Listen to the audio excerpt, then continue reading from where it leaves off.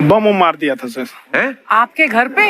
हाँ, मेरे coaching institute पे 8-10 ठो फेंक दिया सब। क्यों? एक्चुअली हम पढ़ाई जो क्लासेज है तो उसके हम बहुत कम फी लेते हैं, नॉमिनल। अभी भी कोई लड़का क्लास करना चाहता है, पूरा सब्जेक्ट 200 में कर लेता है, फीस ही हो पूरे सिलेबस की 200 रुपए? हाँ,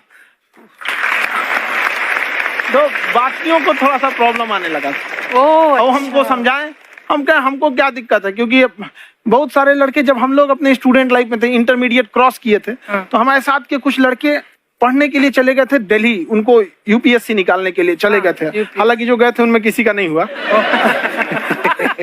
तो हम लोग ना उनको जब स्टेशन छोड़ने आए थे, बड़ा भारी मन से हम लोगों ने विदा किया कि इन लोग के गार्जियन कितने पैसे वाले, इन्हें भेज दिए वहां, हम लोग के नहीं भेज सकते थे। तो ऐसे लाखों स्टूडेंट है जिनके गार्जियन नहीं भेज सकते। इनका मतलब गरीब होना कोई अपराध नहीं है, उसे कोई पढ़ाई से नहीं रोक सकता। बिल्कुल।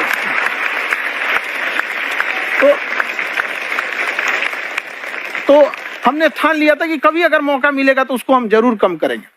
तो इस साल हमको मौका मिला, तो वो जो टफेस्ट एग्जाम है इंडिया का, यूपीएससी, उसकी 2.5 लाख की फीस को हम 7,500 में कर दिए।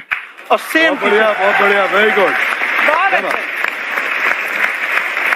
और इंडिया के सबसे बेस्ट टीचर के साथ जो भी हैं वो अपने सब्जेक्ट में उससे बेस्ट इंडिया में कोई नहीं। और इतना के बावजूद ऐसे हम लोग को लगता होगा 7,500 बहुत कम है। एक लड़की ने कहा कि सर शाम वाले बैच को ना मॉर्निंग में कर दीजिए। हम कहे बाबू तो इतना सबके इंडिविजुअल से तो बैच ट्रांसफर नहीं, क्या प्रॉब्लम है? उसने कहा ना शाम में हमको दूसरे के यहाँ बर्तन मांजने जाना होता है। तो हम लोग को लगता है कि जितना ये तकलीफ है इससे कई गुना ज्यादा है। और कई बार तो ऐसा लगता है कि वो भी ना ले।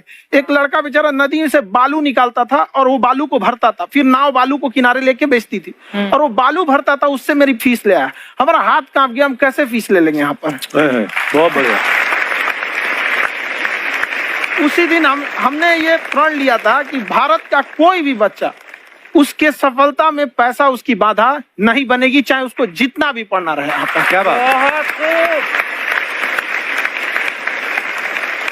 और अर्चना जी, मैं इनके बारे में एक बात, खान सर आपके बारे में मैं एक बात कहना चाहता हूँ। इनका जो स्टार्टअप है ये बूटस्ट्रैप्ड है। अच्छा। मैं साधारण भाषा में बता देता हूँ, ये सेल्फ फंडेड है। इन्होंने अभी तक किसी और से पैसा नहीं लिया है, ये इन्वेस्टर के पैसे से नहीं, इन्होंने खुद इसको बिल्ड किया है। और बल्कि इतना स्ट्रॉन्ग स्टार्टअप है ये कि मैं चाहूंगा कि अगर इन्वेस्टर्स को इन्वेस्ट करना हो तो मैं इंडोर्स करता हूँ ऐसे स्टार्टअप्स को। यही सब चीजों को देखते हुए कई लोगों ने धमकी भी दिया था वहां पर। अच्छा। और उसके बाद बम चला दिए, और 7-8 बम चला दिए, और कुछ ब्लास्ट हुआ। एक बेचारा नया लड़का आया था एडमिशन लेने के लिए, उसकी स्कूटी उड़ा दिया। वो आया था, कहा कि सर हम तो पढ़ने आए थे, हमारा स्कूटी उड़ गया। हमारी ऑफिस उड़ा दिए सब। एक तो पास में आके गिरा और नहीं फटा वो।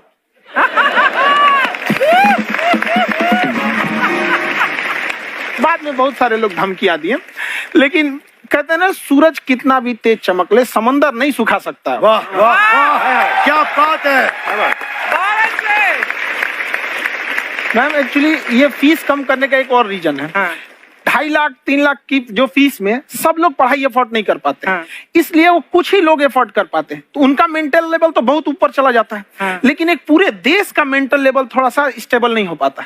तो जब फीस कम रहेगी तो हर वो लड़का तैयारी करने के लिए आगे आएगा जिसका सपना है देश के लिए कुछ करने का। सीटें लिमिटेड हैं, उन्हें को मिलेगी, लेकिन जिन्हें नहीं मिलेगी उसे मिलेगा देश का एक जिम्मेदार नागरिक। तो इस देश को बदलना।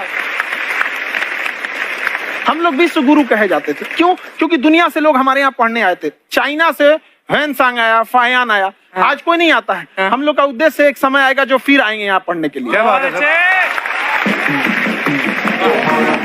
पर आप देखो अर्चना जी, सबसे ज्यादा आईपीएस आईएएस बिहार से निकलते हैं। आप देखो पढ़ाई लिखाई में पॉलिटिशियन बहुत बड़े बड़े निकले हैं। अब तो ऐसा नहीं है, नहीं है, खेती करेगा तो कोई खास वो नहीं रहे, ऑप्शन भी नहीं है। सही बात है। बिहार की मिट्टी में एक चीज है, जिद तो बहुत जबरदस्त है। कुछ भी नहीं रहेगा तो सब कुछ पाने का उसको जिद रहेगा, करके भी दिखा देगा, कर देंगे हम आपको। कहाँ सर, हमने सुना है आप 5 स्टार में रुके थे कल और नीचे जाके वड़ा पाव खाने गए आप रेडी पे। एक्चुअली क्या है ना कि वहां जो चीजें सीखने को मिलती है ना, खाली पेट और खाली जेब इंसान को जो सिखाते हैं वो किसी यूनिवर्सिटी कॉलेज में नहीं सिखाया जाता। और गरीबी बड़ा बेशरम चीज होती है। तो कहते हैं कि मौत भी तू जल्दी आया कर गरीब के घर में, कफन का पैसा भी खर्च होता है दवाइयाँ खरीदते खरीदते। हाय हाय हाय, क्या बात है।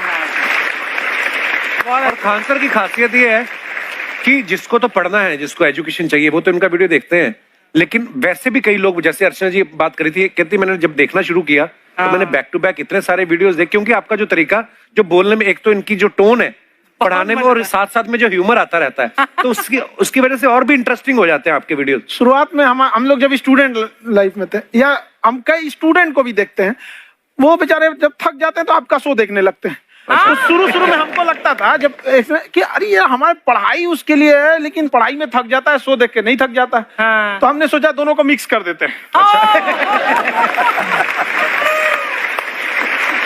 तो हमने उसको, और आज आपको पता नहीं हमने भी यही किया है। मिक्स करने। हमारे एजुकेशन सिस्टम में दो कमी है, एक एजुकेशन की, दूसरा सिस्टम की।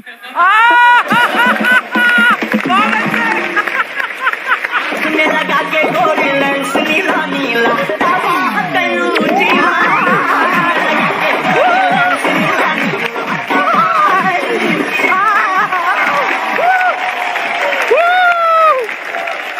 हाय, वाह, नमस्ते गुरुजी, नमस्ते विवेक जी, नमस्ते खान सर। अच्छा लग रहा है, वाह, आप लोगों से मिलकर ना आप हम मर सकते हैं।